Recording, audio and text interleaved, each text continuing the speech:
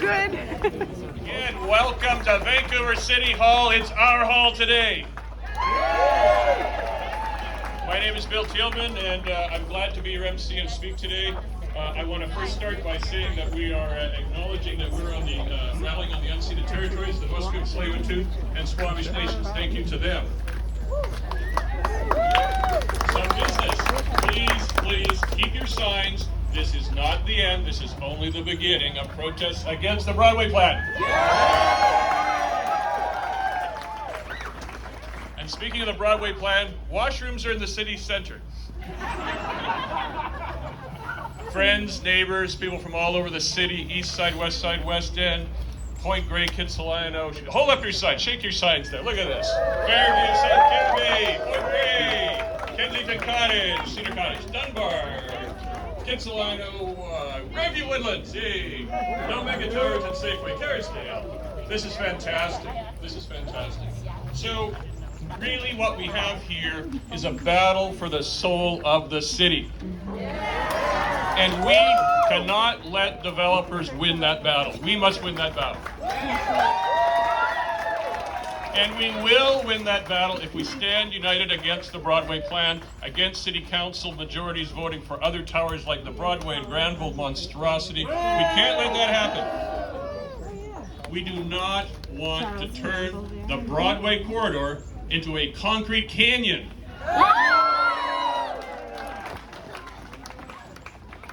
We also here at City Hall are facing a democratic deficit. Look at the hearing that happened on the 39-story tower at Broadway and Granville. Started on a Thursday night of a 4-day Easter long weekend. That's not democracy, my friends. That is not democracy. Then Mayor Kennedy Stewart said, oh, you can't talk about the Broadway Plan at this hearing. That's coming up later, so don't mention it or I'll have to cut off your microphone. Not one chance. We are here to say no to the Broadway Plan, and we'll talk about it anywhere we like. And let me make one point to a few people who've made comments on social media. We are not NIMBYs. We are good neighbors.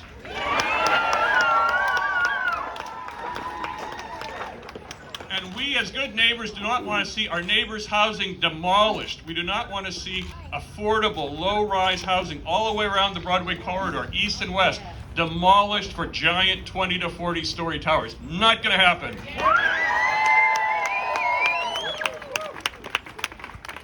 But you know, Vancouver doesn't have to be a concrete canyon all the way down Broadway. Look at the great cities of the world. Look at Paris. Look at Barcelona. Look at Amsterdam. Look at Madrid. They don't build 40-story towers at every metro station. And in fact, Paris bans higher buildings than 8 stories in all of central Paris. Are we really smarter than Paris? I don't think so. Je regrette ne pas. So we are at a literal crossroads just over there at Broadway and Granville. A literal crossroads for this city's history. And I want to say to you, we can create and build a city that's livable for all. We can increase density gently and with the approval of neighbors and neighborhoods. Yeah. And we can increase density without demolishing people's homes all up and down Broadway or anywhere else in the city. We have to listen to the people of the city, and that's the message that City Council and Mayor Stewart have to hear. Yeah. And I tell you, this is personal. I live on West Broadway in Kitsilano. My daughter, my son-in-law, my granddaughter are here somewhere. So it's personal. They are right in the corridor where they would lose their housing in all likelihood in the years to come if this Broadway Plan is passed. So I'm not going to stand for that. A couple of things to do. We've got lots of speakers and we don't want to keep you here too long, but a couple of things you need to do. First of all, sign up to speak at City Council or send an email message at least, but try and sign up to speak. You can do it on your phone. It's not that hard to do, and that will be happening soon. So do not let City Council go through this and say, we heard from a majority of people who want to go ahead with this. Funded by developers, friends of developers, others, etc. So real people all over the city have to sign up to speak at City Council. Don't forget, it'll be up soon. Vancouver can be one of the world's great cities, but not like this. Not with concrete canyons, not with demolition of affordable housing. We've got to stop it, and we're going to stop it starting today.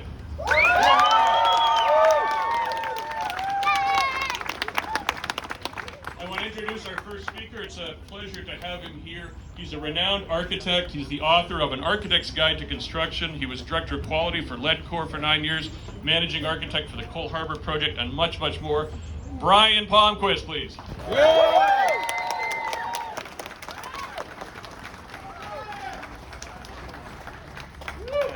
In the year since I started writing my blog, City Conversations, I suggest the challenge around for the fight for the soul of our city comes down to 3 words: affordability, capacity, and trust. First, affordability. Many colleagues who I'm now privileged to call friends have plumbed their own professional and scientific knowledge. Okay, turn this up at all? Have plumbed their own, I feel like a rock guy, I gotta have my mouth right on the mic. I can do it if I need to. Okay. Many colleagues who I'm privileged to call friends have plumbed their own professional and scientific knowledge and experience to look at affordability in an objective fashion. Their wide-ranging research demonstrates conclusively that the high-rise, high-density model of development does not work. It does not work for office and commercial space. It's disastrous for residential space.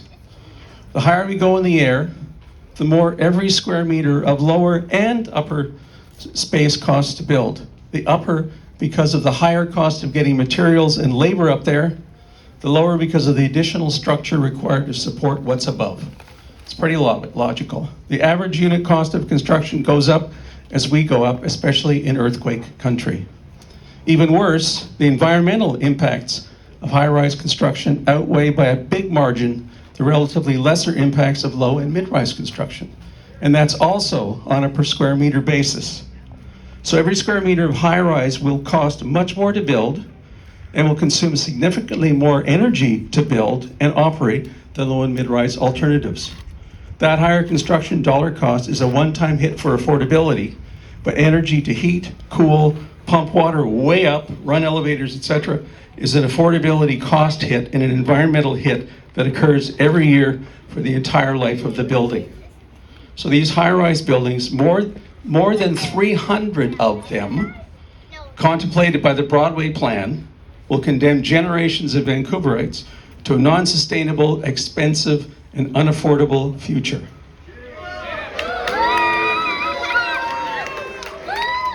Secondly, second word, capacity. Capacity is a measure often used in planning to explain how much can be built. Existing zone capacity is a planning term for what the zoning allows that hasn't been built as yet.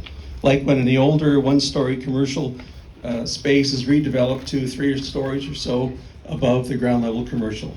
In addition to what the existing zoning in Vancouver allows, a number that city staff will not reveal or even bother to calculate, the Broadway Plan will increase the existing zone capacity of the 7.1% that is the Broadway Plan area. That's 1/14 of the area of Vancouver, not by the 50,000 people suggested by city planner visions, rather by more than 140,000 people.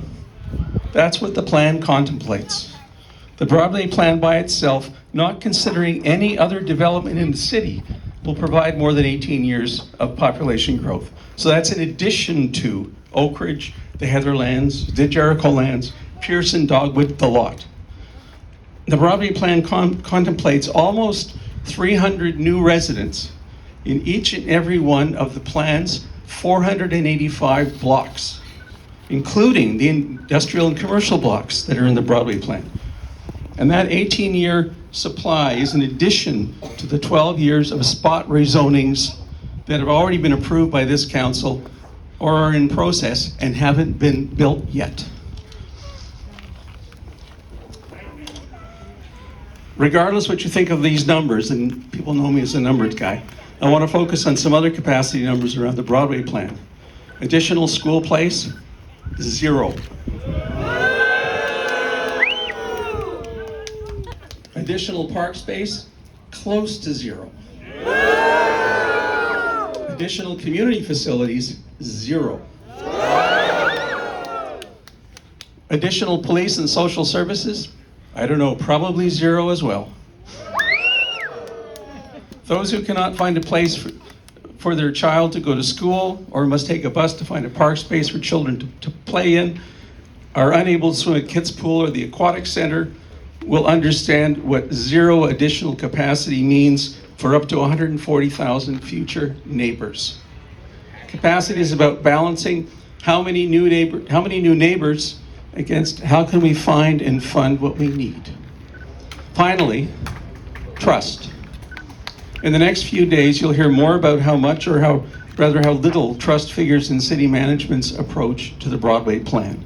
They will not share the city model base that they have so that we can best identify where the Broadway Plan's 140,000 should go. So a small number of talented volunteers have done that job for them and are shocked by the results. They will not bother to calculate how many new homes can be built using the existing zoning that we already have. They would rather use the lazy arrogance of spot rezoning. They continue to curate Zoom workshops instead of meeting face-to-face with citizens.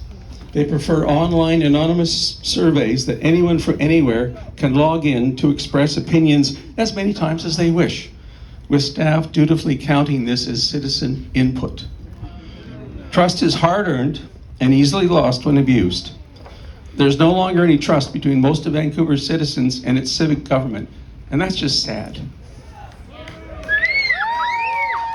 The speakers following me will talk of their loss of trust. Impending loss of home to densify when no redevelopment is required, just for the financial convenience of an agency of government. Loss of commercial business to the SkyTrain construction, where cut and cover are words never spoken, but are the reality for so many. And where the new approach to planning is where a community's hard-won plan is relentlessly set aside for greater height and density almost everywhere. I hope you'll agree that these are not the conditions that make and keep trust between civic government and its citizens. Affordability, capacity, trust. What we have lost and will now, will now begin the work of recovery. Thank you. And she's got a kid too there.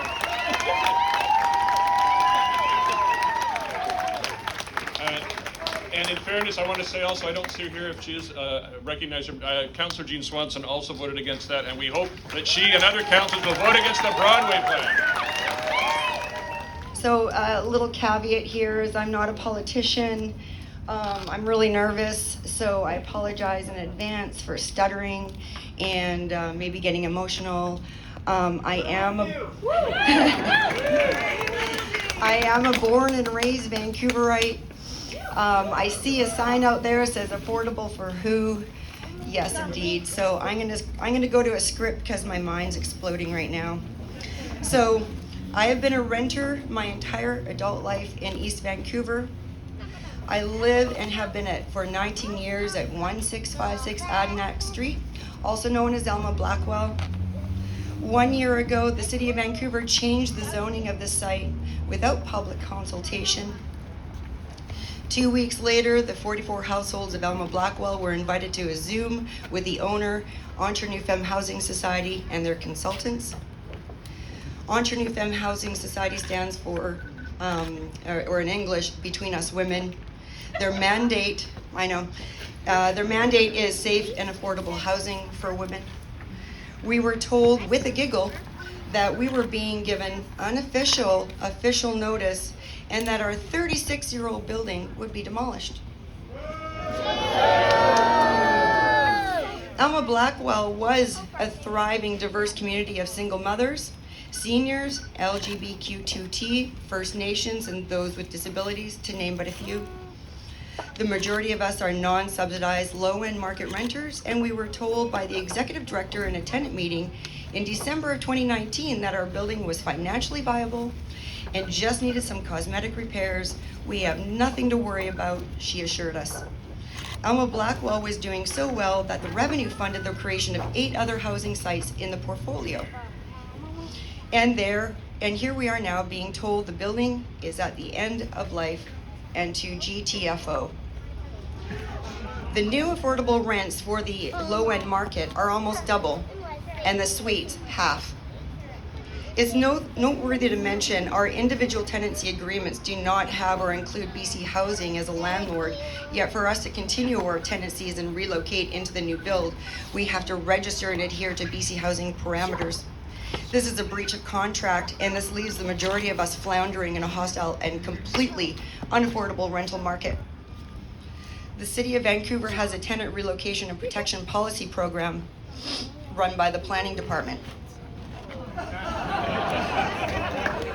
We have brought a number of issues to the TRPP, including a disabled senior citizen being told to get a housing application rather than being helped, the property manager going unannounced to people's doors, asking them where they want to move to within ENFHS portfolio, like she's taking a DoorDash order.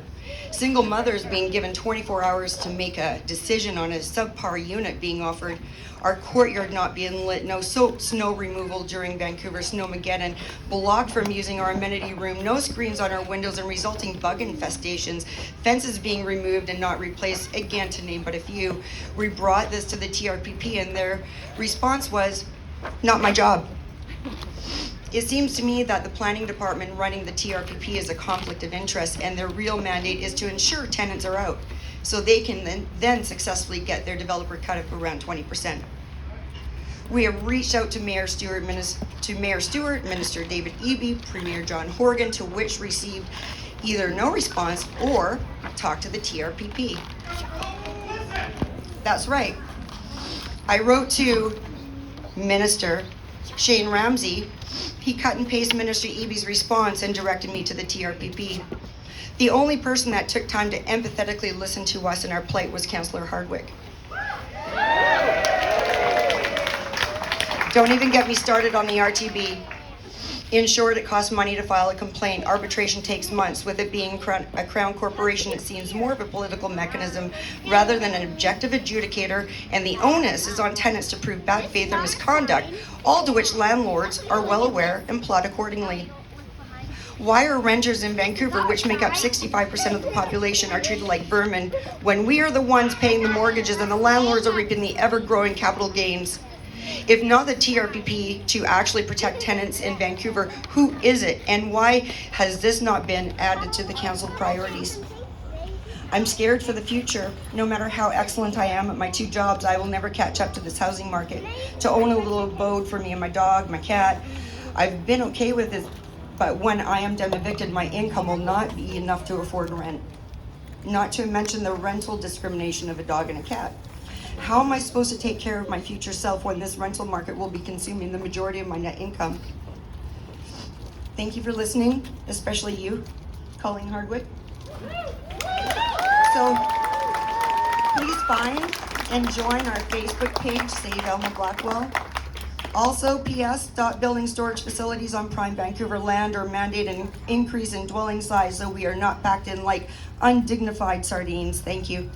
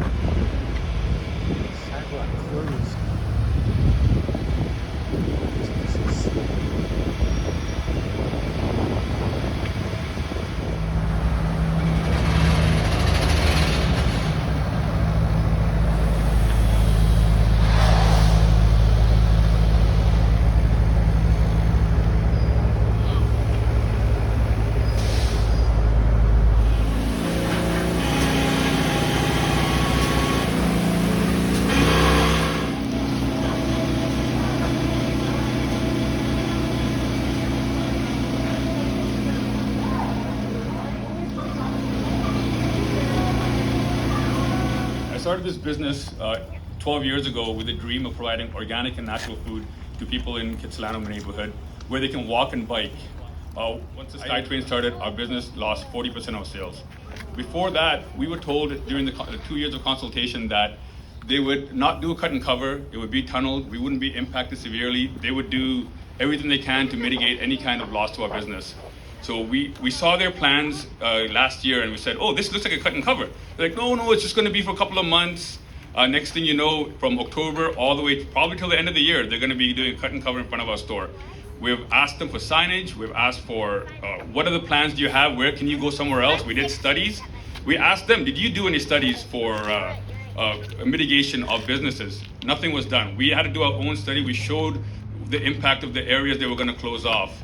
And constantly on the phone with them, kicking, screaming, trying to get results in, trying to get better signage, trying to get them to stop doing what they're doing and open up different areas or look at different avenues of conducting their business. But they haven't done anything. It's a constant battle, crying, kicking and screaming, crying to get any kind of results.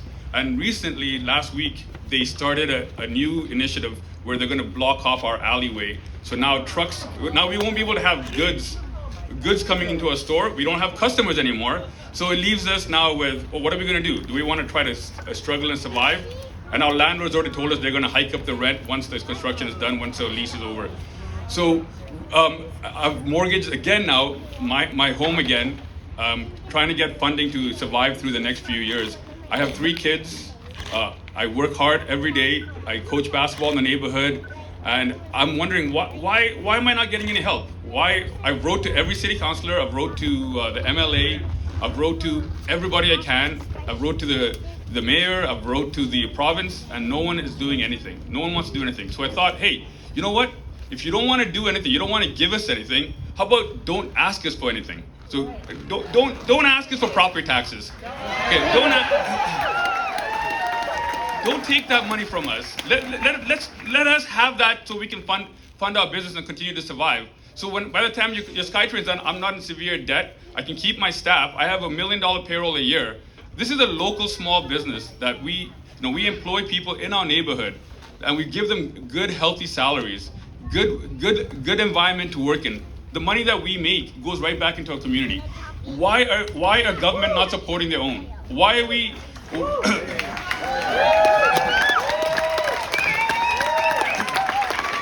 Why is the city telling me, talk to the province, talk to TransLink? And why is TransLink telling me, talk to the city? And how come no one wants to do anything? This is, everyone, when they're up for vote for election, all they say is they care about small businesses, they care about communities, they care about citizens, but where's the care? Where is it? Why do every single person in the Broadway Corridor, all the people that they gave up everything they had to start a dream, their business, a local small business, why do they have to suffer? Because a $3 billion construction project is going on that's going to be, most of that money is going to a Spanish and Italian company. Why are we funding them instead of funding our own businesses down the corridor? It doesn't make sense. If we decided to cut Broadway Subway's budget by 40%, I wonder how they would survive. I don't think they'd be able to do their job. They're probably already overspending. So, and a couple of things I wanted to also outline was they've caused a flood in my property. I've seen a biker almost get killed. They've taken away my bike parking and moved it somewhere else. I barely have any access, and they still don't do anything. They tell me when they say they consulted with us, they didn't consult with us. They dictated to us the terms of what they're doing. So when they dictate and we tell them, no, don't do this. This is not going to work for us. They just say this is a big project and there's nothing we can do. So that's what's going on here. And I want to let everybody know that support your local businesses, no matter where they are. Your local entrepreneurs are working hard to create a dream for their families, for the community, for the city, and they leave the money in the city. Unlike the big corporations that come through here. So we gotta support our own. And I've started a petition. It's in the statue of George Vancouver, just over. Please feel free to sign it if you agree with what we're saying here. All we're asking for is a property tax break for all the businesses in the corridor. And I hope we can get some with situations like this coming out here. I hope we can get more momentum and help future businesses, not just us, because they're going to be doing infrastructure projects for years to come, and there's going to be more businesses that are going to suffer. I just don't want to see anybody else suffer as hard as I am. And you know, people shouldn't go out of business for an infrastructure project from the government. It's ridiculous. Thank you very much for listening. It's so great to see you guys, because what happened to us can very well happen to you. It all started with the Cambie line. And I thought, well, that's not going to affect us. Wrong.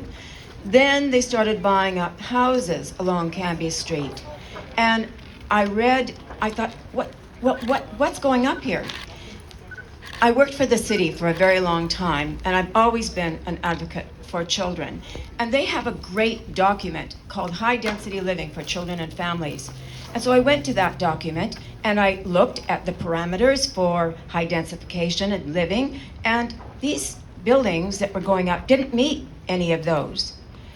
So I thought, where is the livability going to come from? And for the last, I think about 10 years, livability has been my shtick, my passion. I am not against density. I'm against density without livability.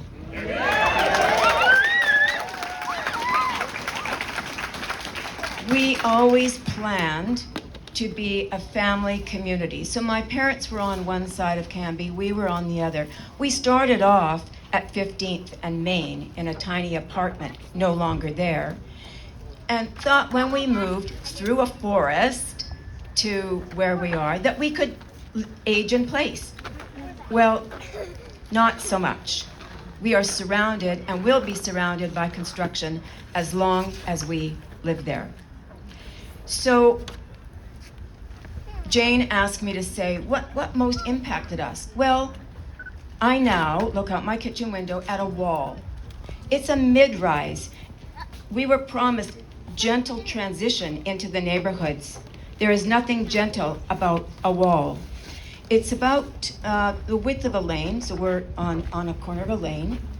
And when we heard that this building was going to wrap around our house, we went to the city, we went to a planner, and we said, but we put in many skylights because we live in a rainy, dark city, and we think that people are going to be able to look into all our rooms. And they said, well, just wait. We haven't got the setbacks yet. Don't worry about it. During construction, I asked the workers, when you're up there, can you see into our rooms? Yes, we can see into every room in your house. And that cut no ice with anybody, and still doesn't. We did a walk around yesterday with a couple of planners. They looked at my damaged trees. They looked at our crunched in driveway where the heavy duty vehicles parked. And what they said was, well, we made some mistakes with phase 2, but phase 3 we're going to do better. So we've lost privacy. But the thing that drove me to this was that these new buildings have no green space. They have no play space for children. The closest play space is in the trees over at Oak Meadows. Where do they expect children to grow and be strong and play, to be creative? Someone said to me, well, they could play in Queen Elizabeth Park. They can run across 6 lanes of traffic, kick a ball that will run down into the street and be injured. No, that's not a solution. We've lost our sight lines. One of our neighbors decided to move because they can no longer see any trees that were in the park. We can't see the moon. Any room in our house now is blocked from seeing the moon, unless, of course, I'm up at 3 a.m. and I can look out a skylight and see the moon. The biggest insult, along with no community gathering space, and in one of Colleen's neighborhood talks, she said, asked her question, what is the heart of your neighborhood? Guess what? We don't have a neighborhood anymore. We have a geographical location. There is no neighborhood anymore. There's no coffee shops. There's no place to get a quart of milk unless I walk quite a few blocks to a Safeway, which is, you know, active transportation. It's good for me. But I'm not going to be lugging a lot of groceries from there. And one of the most egregious things happened because they have to put in all this infrastructure for these buildings, right? Even a mid-rise, which looks like a high-rise if you're right beside it, we're 79 units, they have to redo infrastructure, not to mention all of the townhouses that are going to be around us. So they told us that we would have a trench in front of our house, and it was a very large trench for a number of months, and in fact it would actually be going around our house because we're on a lane.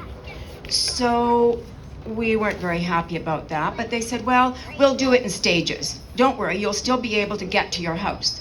Really? So within the first week of them doing the GIS, whatever they're doing for this, they went through the road and punctured the sewer line in front of our house, flooding our basement with sewage. When we called 311, it is shitty. When we called 311, at first they tried to make it our problem. But fortunately, our neighbor across the street is a contractor, and he was out there with his sump pump and he was raising Cain. He had a little more clout than I do. And eventually the developer came, the city came, and the subcontractor. What I didn't know until many months later is that if the developer wants to subcontract the infrastructure, the city doesn't have to do anything. They can wash their hands of that. So they all kept saying, oh, no, not us. Eventually, somebody came to the door and said, this is on us. You bet. End of story? Not really. We found out just the other day that our insurance premiums will be going up because our insurer couldn't get full claim from the other 3 people. So, good luck if you have an insurance claim. So the road in front of the house was torn up. We had no place to park. And so my husband parked on another street, which said residents only, which our street does too, but people park there all the time.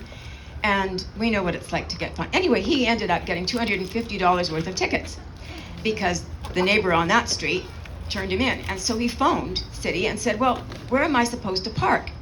And the nice person he talked to, and these people are all very nice, looked at the Google Maps and said, oh yeah, your area is a mess. It's really a mess.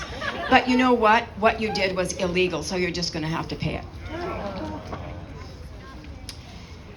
So there's been significant inconvenience. I grieve for the families. The condo across from us, which the 30 units that look into us at night, so I can see who lives there, they do have children, and they play on the balcony if their balcony is large enough. This is not the way we want to raise our children. But what are the gains? Well, I can tell you that the first people that sold their houses on Canby Street made a fair amount of money. We had squatters move in then. In fact, one of those houses was burned to the ground. But they made a fair amount of money. We didn't want to move. We didn't want to move. We wanted to age in place. We raised our children there. We've been there for years and years and years. But we are being squeezed out. So it is 79 more units in which to live. All of those units were selling at well over $1 million, and some of them over $2 million. So this is not affordable housing, and it's not family housing, even if you do have 2 bedrooms. You know, one of the things that I've lobbied for is family housing, and now, under the city's guidelines, family housing is any condo that has 2 or more bedrooms. It can be any size. If you can squish 2 bedrooms into 650 square feet, that's family housing. Not. However, if you want to make a lot of money, then you'll probably be able to sell your place for a lot of money. That has been the major gain. We will never get to know our neighbors because we just won't. Condos they're not particularly neighborhood inducive. And so that is a sorrow. I tell you all this so that you can be forewarned is forearmed. I hope you do not have my experience, but it's quite possible you might. Friends, look around you. Look around. Look at Captain Vancouver here. The city's named after. Captain Vancouver is not pointing to a 40-story tower on Broadway, and we're not going to let him point at a 40-story tower. Our next speaker is Larry Bench. He is the ex-co-chair of the Coalition of Vancouver Neighbourhoods. He's an architect. He's a residential designer. He's an affiliate of the Masters of Urban Design at UBC. Give him a big hand, Larry.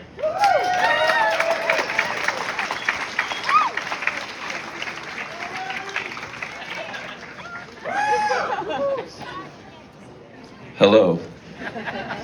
The first clarification I want to make for anyone who is out in the audience who might be a member of the AIBC or a registered architect, I am not technically an architect. I have a degree in architecture.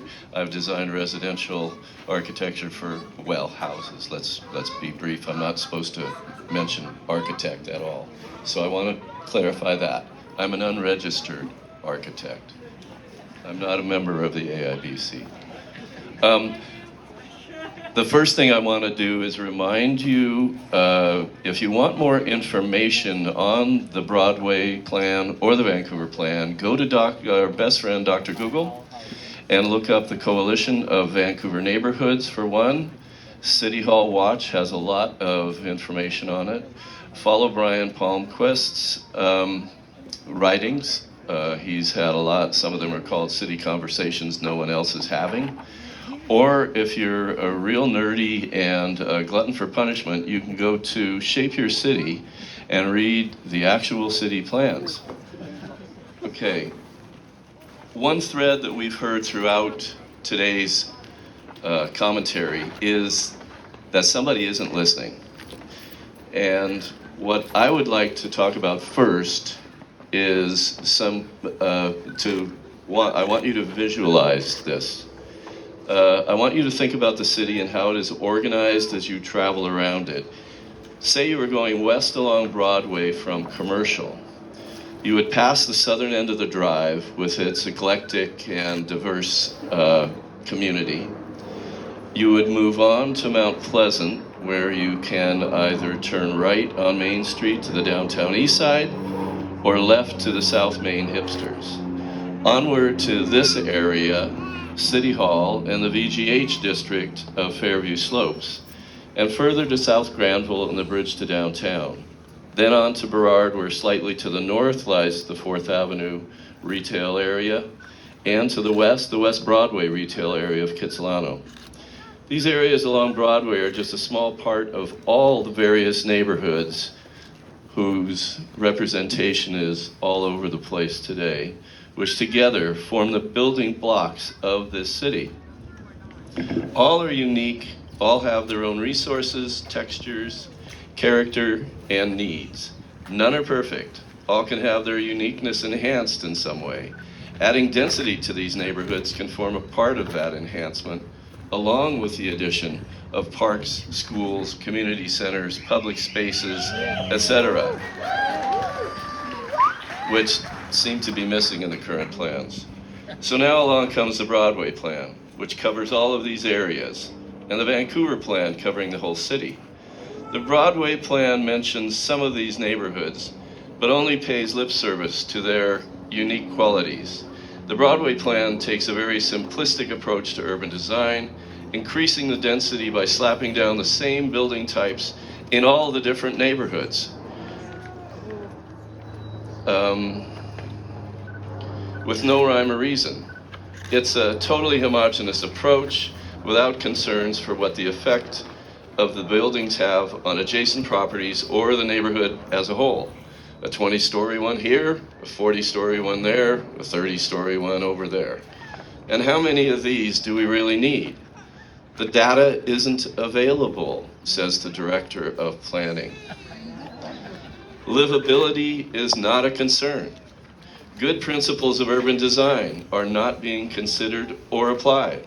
The overriding concern is only to rush to build more and more, as if this will solve all the problems. There are other options.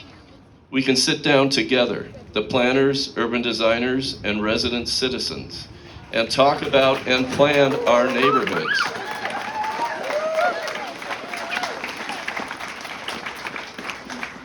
This is called neighborhood-based planning.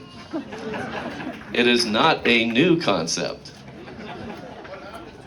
It is practiced in many places around the world. Many of the candidates in the last election had platforms that included its introduction. Unfortunately, no actions to facilitate it have followed in the last 4 years. We can plan collaboratively with citizen voices and opinions being equally valued. What does the real data tell us about the expected incoming populations that we need to accommodate? How do we equitably distribute those people around the city? What types of buildings and homes do we need for the renters, students, singles, young couples, small and large families, disabled, seniors, all the different types of folks looking for a place to live? How do we make it affordable, livable, sustainable, and resilient? To make our neighborhoods available to all income levels, be you low income or high income, or middle income. To learn how to incorporate the knowledge of our local indigenous nations into the development of these plans. To include as well the need, once again, for parks, schools, community centers, public and cultural spaces, and other amenities necessary to a well-functioning city. These and other difficult questions must be answered if we are to continue to build a city which matches and enhances this beautiful, magical site we have been blessed to occupy in this very special place.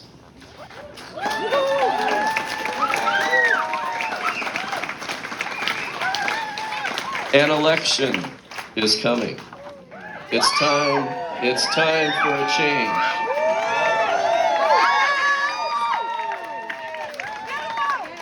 It's time for a change to a council and a mayor that supports neighborhood-based planning.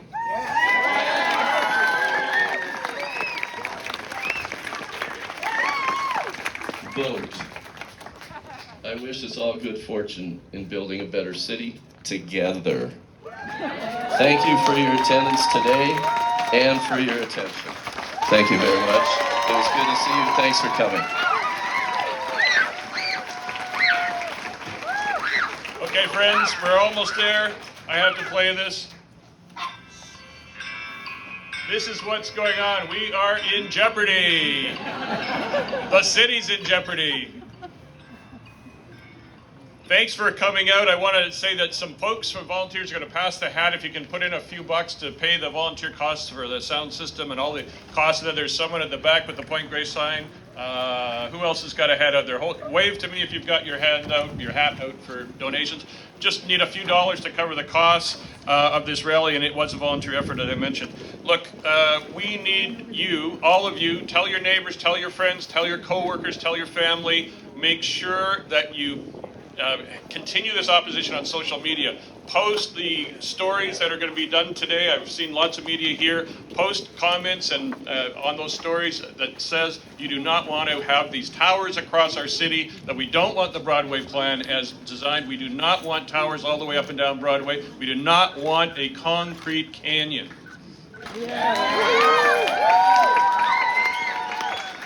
I should have mentioned there's another 13-story building that's way out of size and scale at Arbutus. The people in the Arbutus area are fighting that one as well. So look at that. That's a ridiculous situation there as well.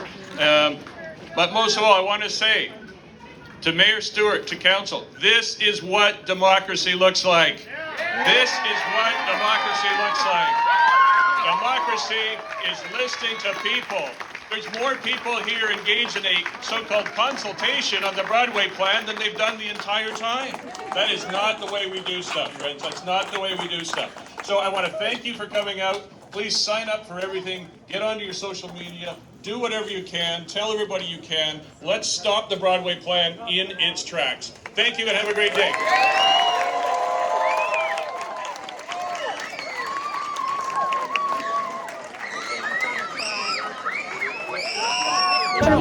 No. We want Vancouver City Council to stop the Broadway plan. We do not think it's been properly consulted or engaged with the citizens of Vancouver, and it should definitely not happen before the October elections.